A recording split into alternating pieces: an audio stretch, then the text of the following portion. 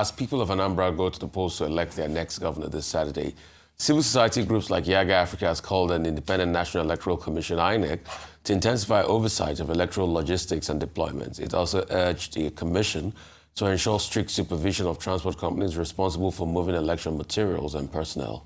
Also, the European Union has deployed 687 civil society election observers across Anambra State ahead of the governorship election under its EU support to democratic governance in Nigeria, EU SDGN program. The chairman of the Independent National Electoral Commission, INEC, Professor Josh Amokwito, SAN, has assured that the Anambra State governorship election will be the first major test in office and he's ready to deliver a credible exercise. Joining us on the show to discuss the upcoming Anambra Global poll is Professor Jibrin Ibrahim, former Executive Director, Center for Democracy and Development, CDD. Great to have you.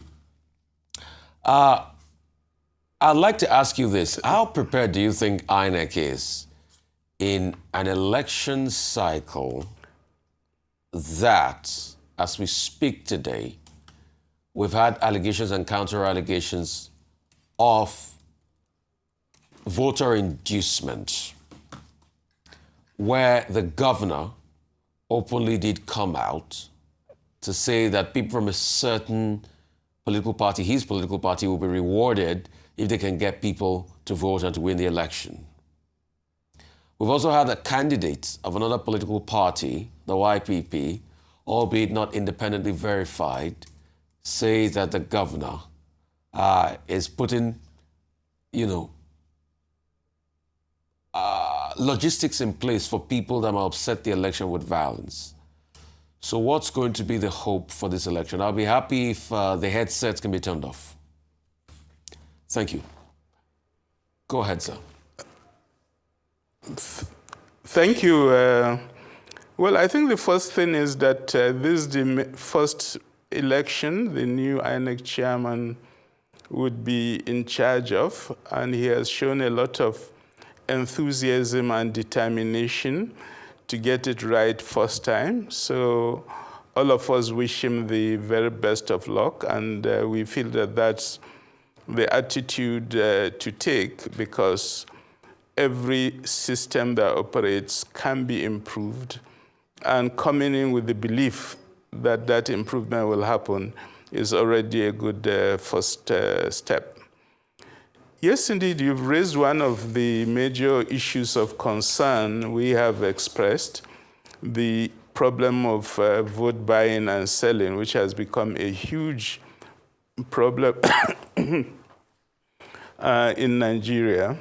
And I think the statements by people in authority on this regard is extremely disturbing, because what commercialization of the vote does is that it makes nonsense of the principles of election, because election is an opportunity for citizens to assess candidates who are proposing themselves to serve a public function and choose that candidate that they feel has the highest capacity and determination to provide for their lives and livelihoods.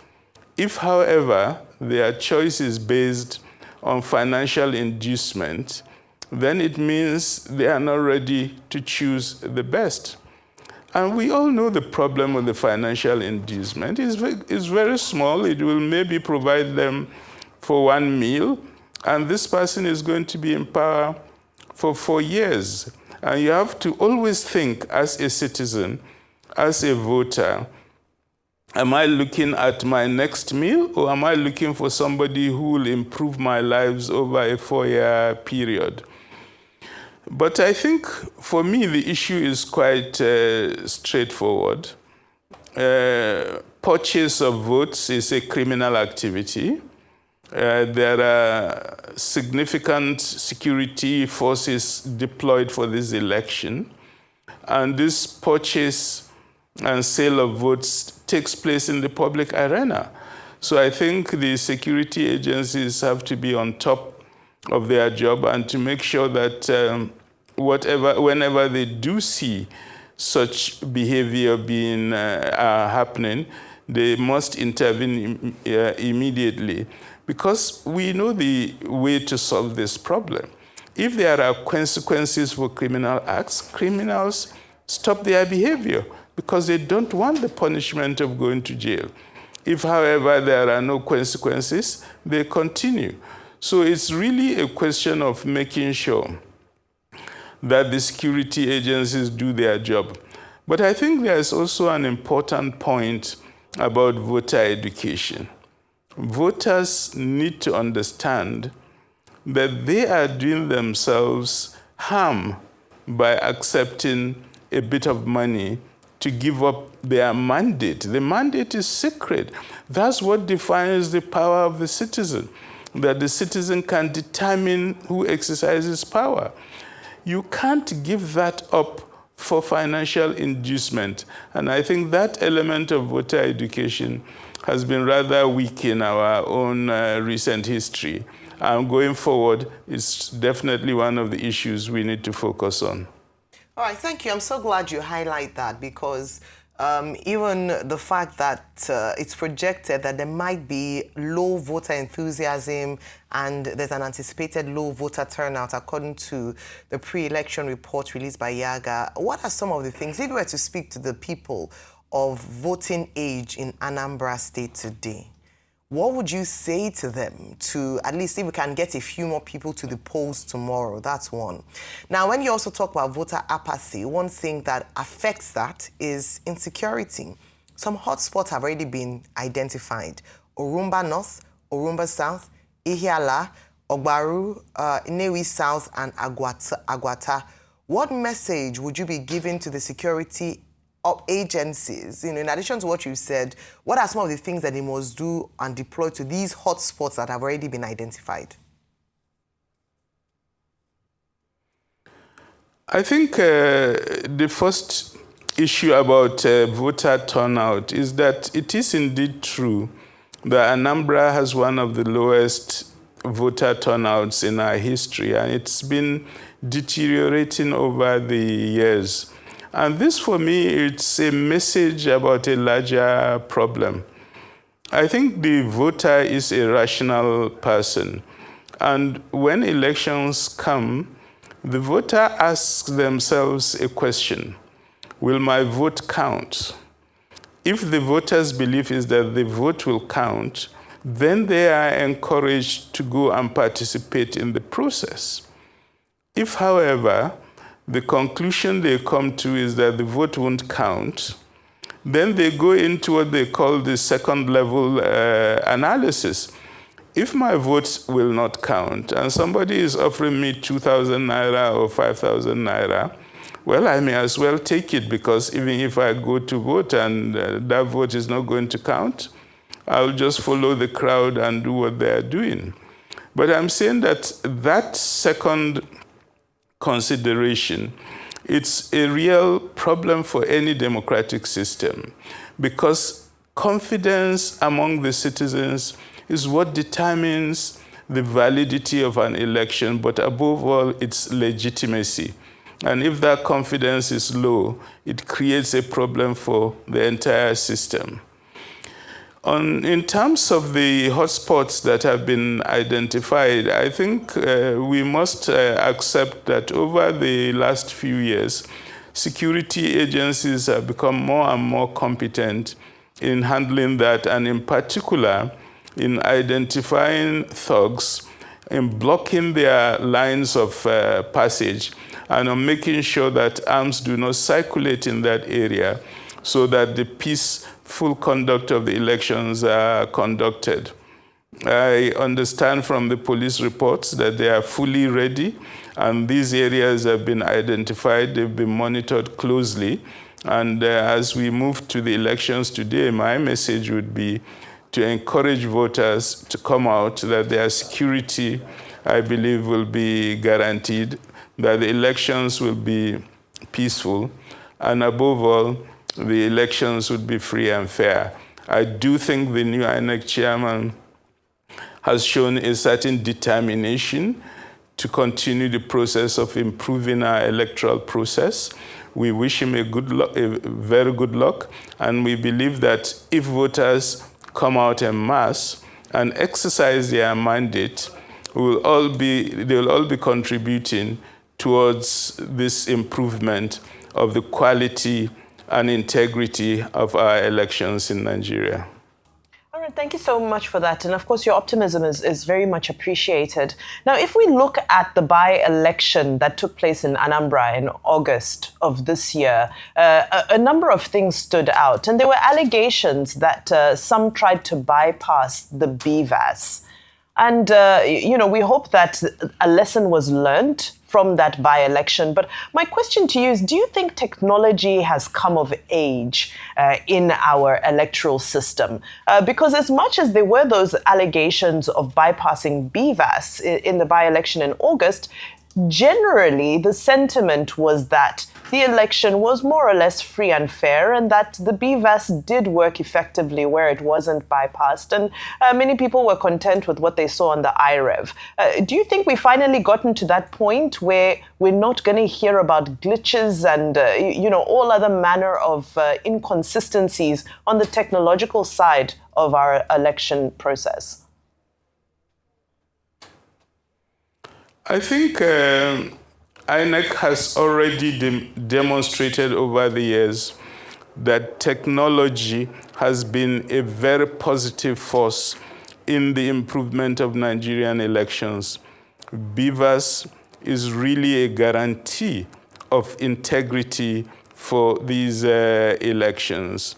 And BVAS has to be deployed, and it has to be used, and that's the position of the law. There have been, of course, incidents, as you recalled, where there is complicity between some INEC officials and communities to bypass it. Such complicities occur when certain forces want to introduce fraud into the electoral process. It is not only illegal and unacceptable, but I think it erodes the integrity of our elections. And I'm glad that INEC has said in very clear terms that there will be no election if that technology, if BVAS is not used, and that therefore they've called on the people of Anambra State to go confidently in the knowledge that technology will be deployed, materials would be available, and there should be no bother at all in terms of the quality of the elections. Okay.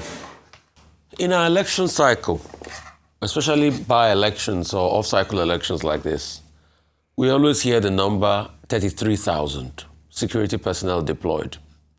In fact, for this Anambra case, we are hearing 55,000 security personnel deployed. But in the end, what ends the story is that despite the deployment, we still have ballot box scattered away, we still have case of insecurity, and this is not able, or people are not able to nip this in the bud. So, are we going to have a different story with these 55,000 security personnel deployed? Well, I've often asked INEC officials, these huge numbers of security forces deployed for off-cycle elections, are they really deployed? And I think the state of knowledge is that there's often a bit of exaggeration in terms of the numbers actually deployed, because such numbers are not available for normal general elections. But I think institutionally there are certain reasons why those exaggerations occur. But that for me is unfortunate. The most important thing, however, is the way in which the security agencies act in a non-partisan and neutral manner and ensure that the threats of violence, the threats of criminal activities are eliminated from the process. I must say that the security agencies have, over the last few years, improved considerably in terms of their neutrality and also ability to identify possible trouble spots.